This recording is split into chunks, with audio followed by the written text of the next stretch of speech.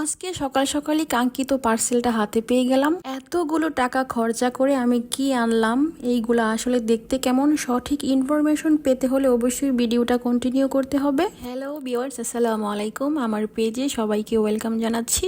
যে কোনো পার্সেলই হাতে পাওয়ার আনন্দটা একেবারেই আলাদা। হাতে যখন প্যাকেটটা ধরি মনে হয় ভেতরে সবকিছু ঠিক আছে কিনা, সত্যি কি ছবির মতো দেখতে হবে কিনা। যে কোনো পার্সেল আনবক্সিং করতে অনেকটা এক্সাইটেড লাগে। এই হচ্ছে আমার সোফার করুণ অবস্থা। এত দামি সোফাগুলো আমি এইভাবে রেখে দিয়েছিলাম। তো আজকে সোফাগুলোকে নিয়ে একটা লুক দেওয়ার জন্য সোফাগুলোকে নতুন করে আবার ধুয়ে মুছে পরিষ্কার করে নিচ্ছি। পুরোনো কভারগুলো ওঠানোর পর দেখি সোফাতে প্রচুর পরিমাণ ময়লা জমে গিয়েছে। তো ময়লাগুলো ভালো করে পরিষ্কার পরিচ্ছন্ন করছি। অ্যাকচুয়ালি আমি আমার সোফাগুলোর প্রোটেকশনের জন্য কিছু কাভার অর্ডার করেছিলাম। কাভারগুলোর ম্যাটেরিয়াল কেমন, কোয়ালিটি কতটা ভালো, এই সব ডিটেলস নিয়েই কিন্তু থাকছে আজকের ভিডিওটি।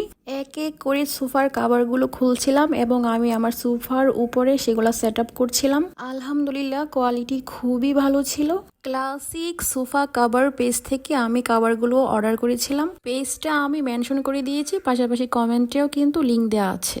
অর্ডার করার আগে অনেক কনফিউশনে ছিলাম, বাট কাঙ্ক্ষিত পার্সেল হাতে পাওয়ার পর আমি সত্যিই অনেক happy. Classic sofa cover page থেকে আপনারা মাত্র 500 টাকায় এক পিস সোফা কাভার নিতে পারবেন, যা কিনা আদার্স পেজ থেকে আমার কাছে রিজনেবল মনে হয়েছে।